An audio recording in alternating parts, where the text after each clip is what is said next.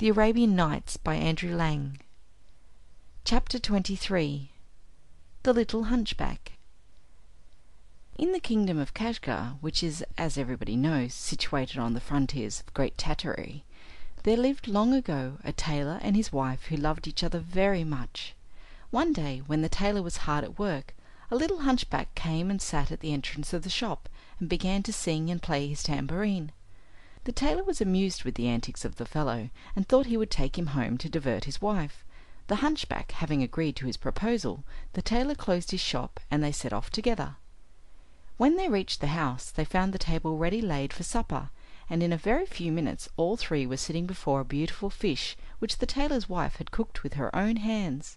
But unluckily the hunchback happened to swallow a large bone, and, in spite of all the tailor and his wife could do to help him, died of suffocation in an instant. Besides being very sorry for the poor man, the tailor and his wife were very much frightened on their own account, for if the police came to hear of it, the worthy couple ran the risk of being thrown into prison for wilful murder. In order to prevent this dreadful calamity, they both set about inventing some plan which would throw suspicion on someone else, and at last they made up their minds that they could do no better than select a Jewish doctor who lived close by as the author of the crime. So the tailor picked up the hunchback by his head, while his wife took his feet and carried him to the doctor's house. Then they knocked at the door, which opened straight onto a steep staircase. A servant soon appeared, feeling her way down the dark staircase, and inquired what they wanted. "Tell your master," said the tailor, "that we have brought a very sick man for him to cure, and," he added, holding out some money, "give him this in advance, so that he may not feel he is wasting his time." The servant remounted the stairs to give the message to the doctor, and the moment she was out of sight, the tailor and his wife carried the body swiftly after her, propped it up at the top of the staircase, and ran home as fast as their legs could carry them. Now the doctor was so delighted at the news of a patient, for he was young and had not many of them, that he was transported with joy. "Get a light," he called to the servant, "and follow me as fast as you can." And rushing out of his room, he ran towards the staircase. There he nearly fell over the body of the hunchback, and without knowing what it was, gave it such a kick that it rolled right to the bottom, and very nearly dragged the doctor after it. "A light! A light!" he cried again, and when it was brought, and he saw what he had done, he was almost beside himself with terror. "Holy Moses!" he exclaimed, "why did I not wait for the light? I have killed the sick man whom they brought me, and if the sacred ass of Esdras does not come to my aid, I am lost. It will not be long before I am led to jail as a murderer."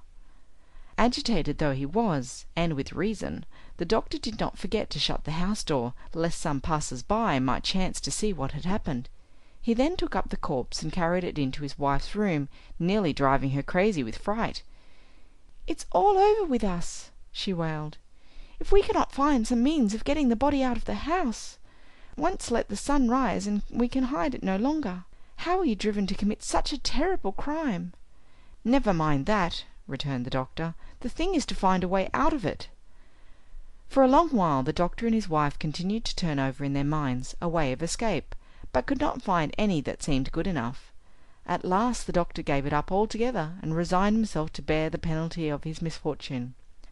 But his wife, who had twice his brains, suddenly exclaimed, "I have thought of something.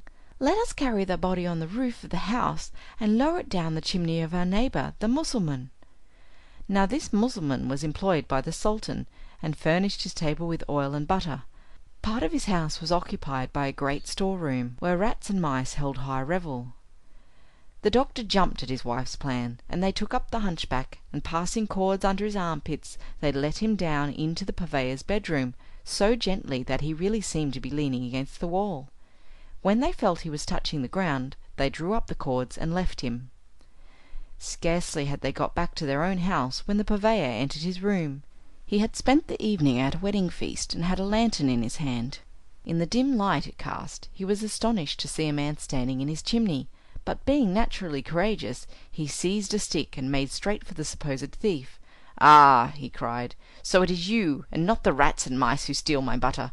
I'll take care that you don't want to come back." So saying, he struck him several hard blows. The corpse fell on the floor, but the man only redoubled his blows, till at length it occurred to him it was odd that the thief should lie so still and make no resistance.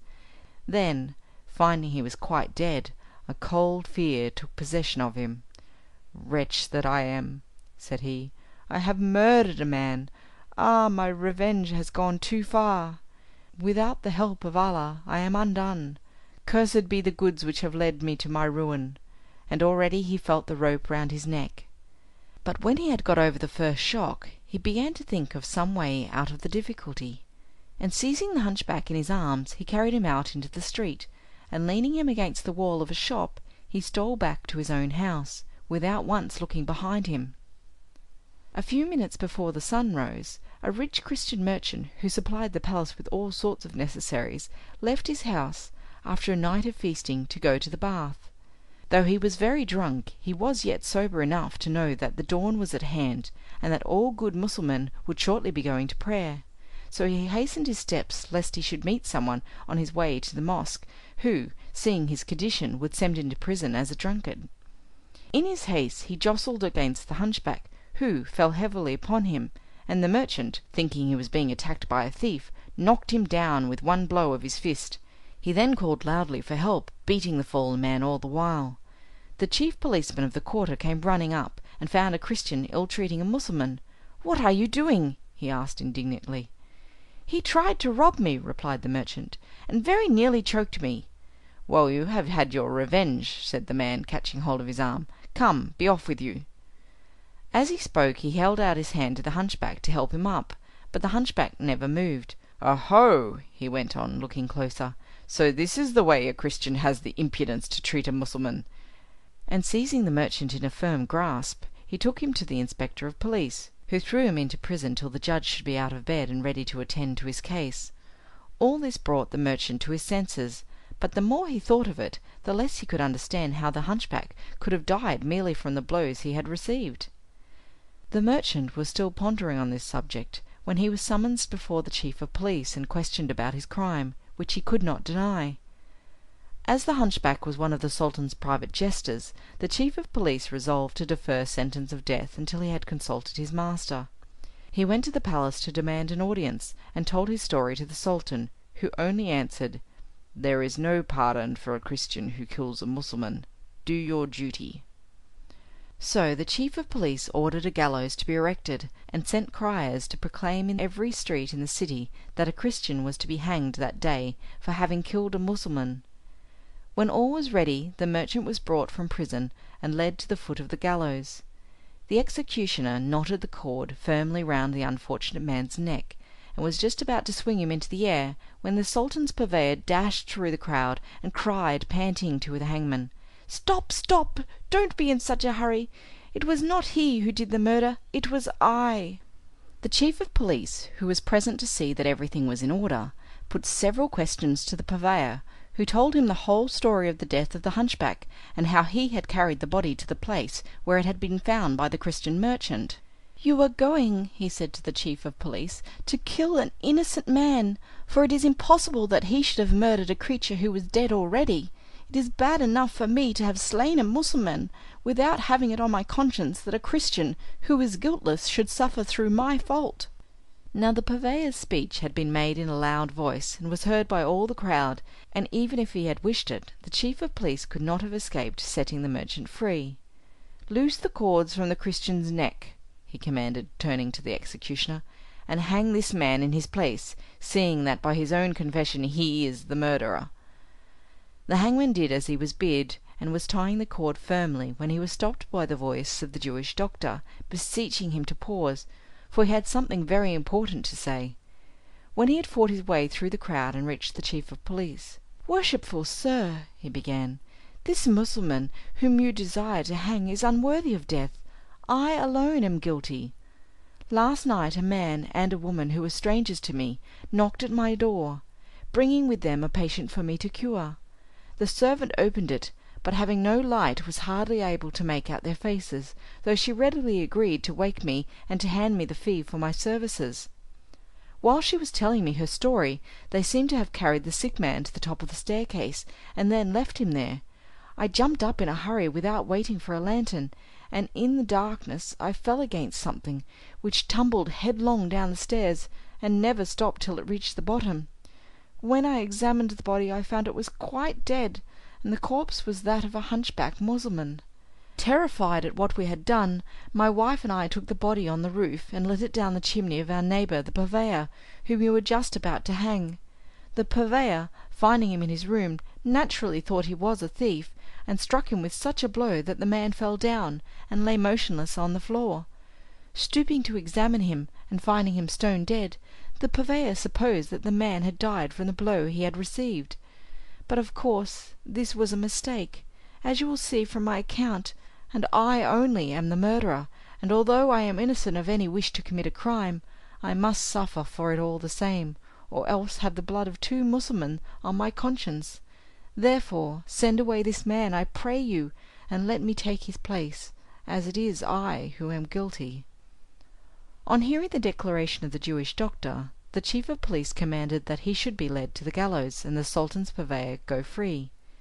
The cord was placed round the Jew's neck, and his feet had already ceased to touch the ground, when the voice of the tailor was heard beseeching the executioner to pause one moment, and to listen to what he had to say. "Oh, my lord," he cried, turning to the chief of police, "how nearly have you caused the death of 3 innocent people! But if you will only have the patience to listen to my tale, you shall know who is the real culprit. If someone has to suffer, it must be me. Yesterday at dusk I was working in my shop with a light heart, when the little hunchback, who was more than half drunk, came and sat in the doorway. He sang me several songs, and then I invited him to finish the evening at my house. He accepted my invitation, and we went away together. At supper I helped him to a slice of fish, but in eating it a bone stuck in his throat, and in spite of all we could do he died in a few minutes. We felt deeply sorry for his death, but fearing lest we should be held responsible, we carried the corpse to the house of the Jewish doctor. I knocked, and desired the servant to beg her master to come down as fast as possible, and see a sick man who we had brought for him to cure.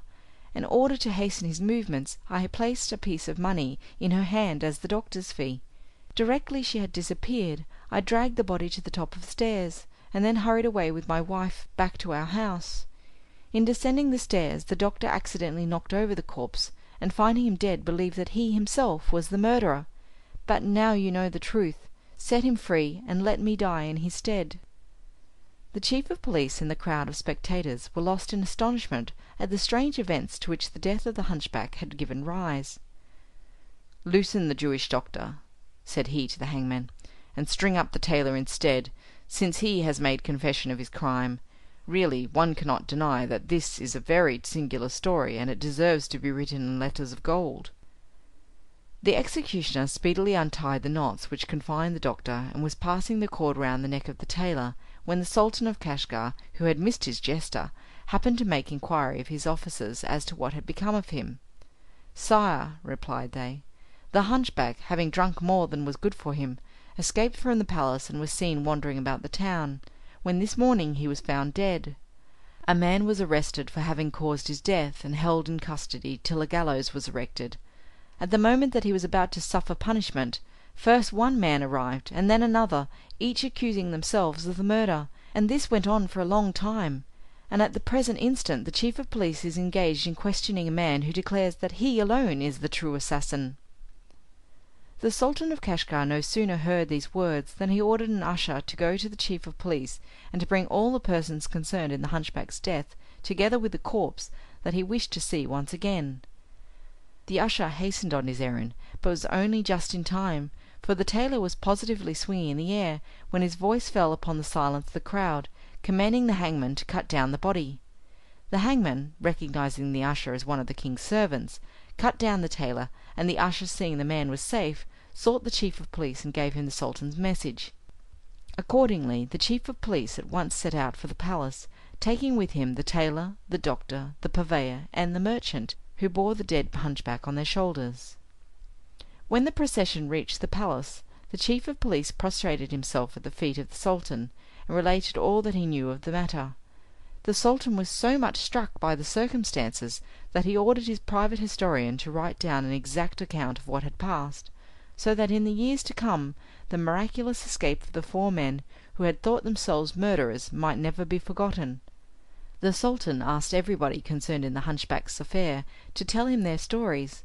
Among others was a prating barber, whose tale of one of his brothers follows. CHAPTER 24.